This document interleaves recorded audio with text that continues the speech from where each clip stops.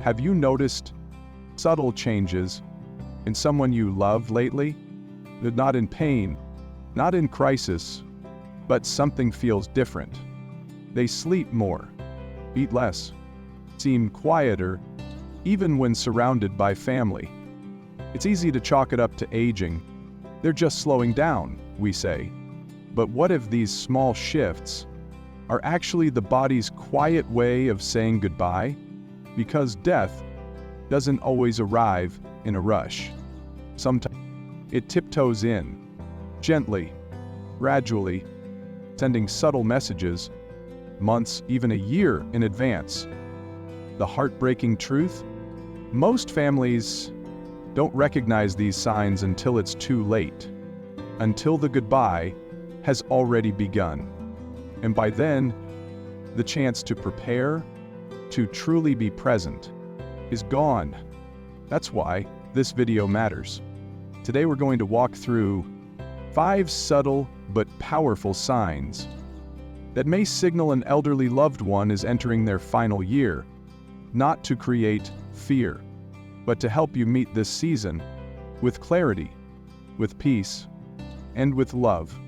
So, stay with me, because when we recognize what's happening, we stop trying to fix everything and start making the moments left truly count. Subtly, a favorite sweater that suddenly feels loose, a belt notch pulled one hole tighter, a quiet, "I'm not really hungry today," said more and more often.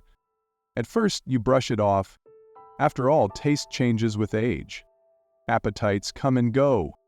Maybe they're just tired of the usual meals. But over time, the pattern becomes clear. They're losing weight, and they're not trying to. Here's what most families don't realize. Unintentional weight loss in the elderly is rarely just about food. It's about function. It's about a body that's beginning to slow down at a deeper level. As we near the end of life, the body quietly begins to shift focus from building and repairing to simply preserving what little strength is left. Digestion slows. Nutrient absorption weakens. The muscles that once carried them through the day begin to shrink.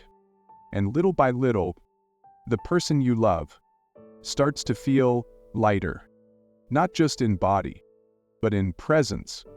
Sometimes it's not illness, it's not depression, it's simply the body whispering, "I'm preparing to let go." Families often respond with love and urgency. "Eat a little more, Mom. Let's try your favorite pie, Dad." Protein shakes, homemade meals, gentle pleading. But if the weight continues to fall, it's not just about calories. It's about transition. In these moments, it's not about force-feeding, it's about comfort. Small, soft meals they enjoy.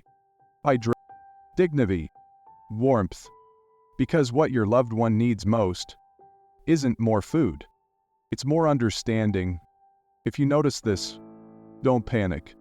Just pause, watch closely, and start asking not just what they're eating, but what their body may be trying to tell you. At first, it seems like they're just tired.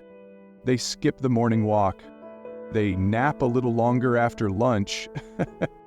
They sit in their favorite chair and don't get up as much anymore. But this isn't the kind of tired that sleep can fix. This is deep, bone-level fatigue, a quiet exhaustion that wraps itself around everything they do. Getting dressed takes longer.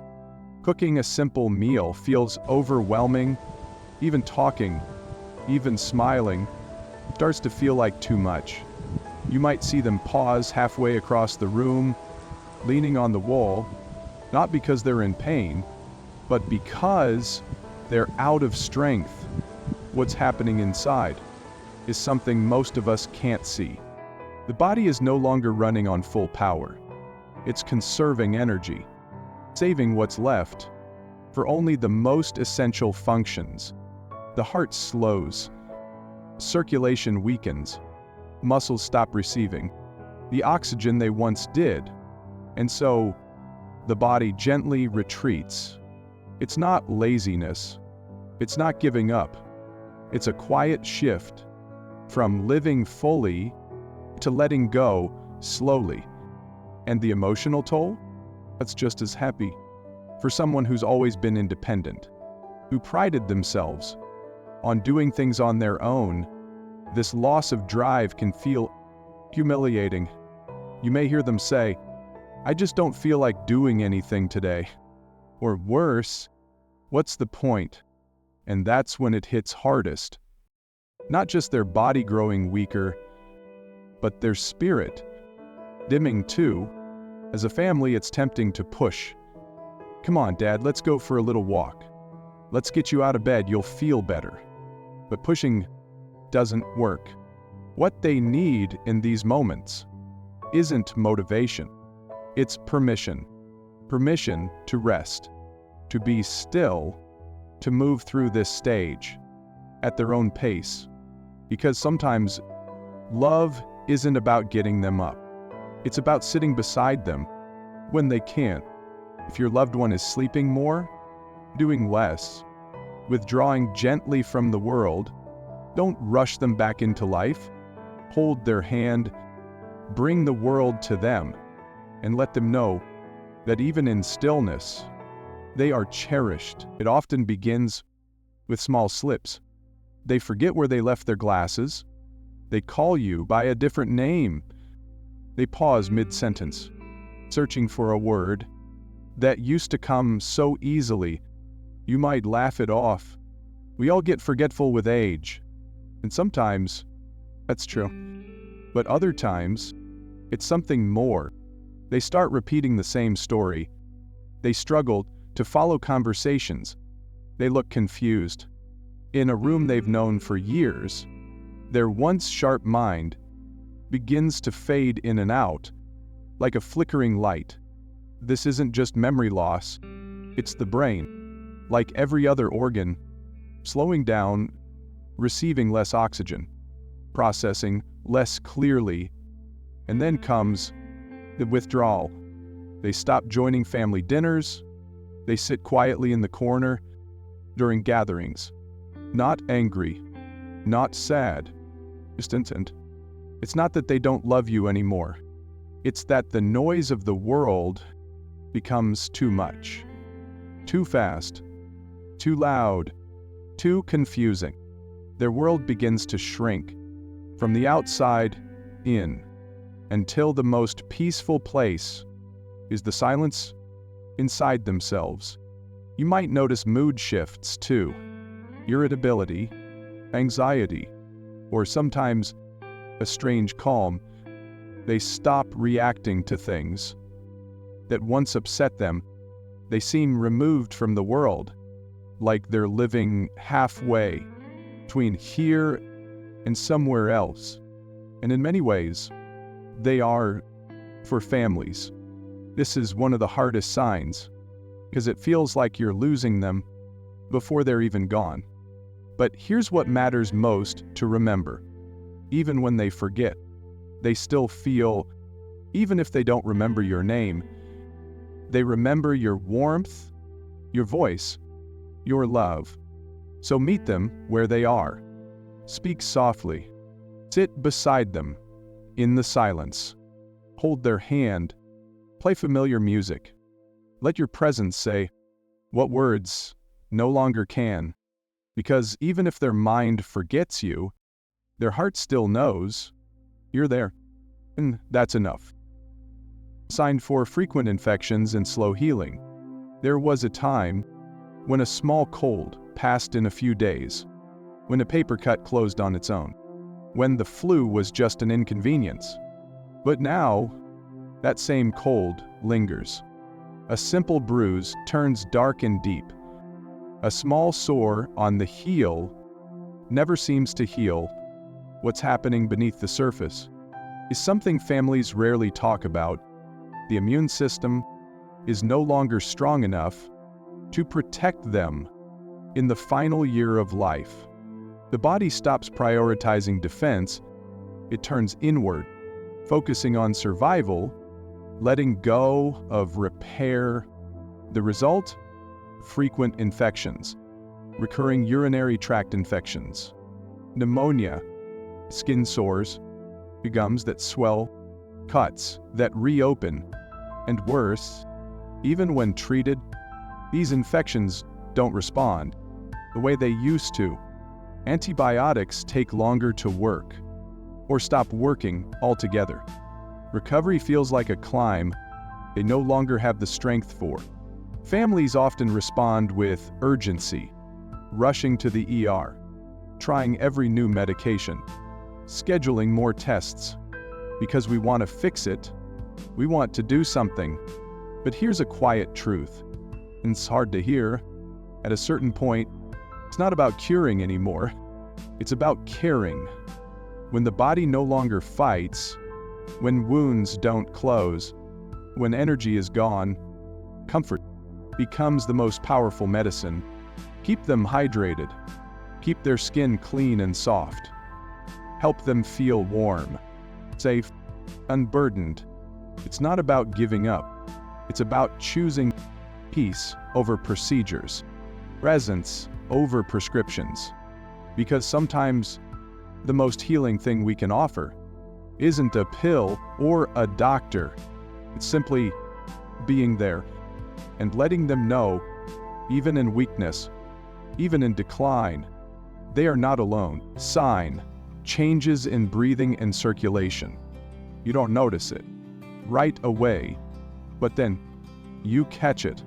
A pause in their breathing, a shallow inhale followed by stillness, then a sudden breath, like their body remembered it had to keep going. It's subtle at first, but over time, the rhythm changes. Breaths become slower, softer, uneven. Sometimes there's a pattern: deep breaths, then a long silence. Other times, it's a soft wheeze or a faint rattle in the chest. They may start breathing through their mouth, even while resting, and you begin to notice something else. Their hands feel colder, their feet bluish or pale. Their skin looks different, mottled, faintly purple, especially near the fingertips. What's happening is quiet, but profound. The body is conserving its final energy. Blood is redirected to the vital organs, and the outer parts of the body, like the hands, the feet, even the face, begin to receive less. The heart isn't pumping as strongly. The lungs may hold fluid, and lying flat becomes uncomfortable. So they start sleeping propped up or in a favorite recliner. It's natural to feel afraid when you see these changes. You may want to call for help, to sit them upright, to encourage a deeper breath. But often, what they need most is not action, but gentleness. Keep the room quiet, dim the lights, place a cool cloth on their forehead, speak softly, or simply sit in silence.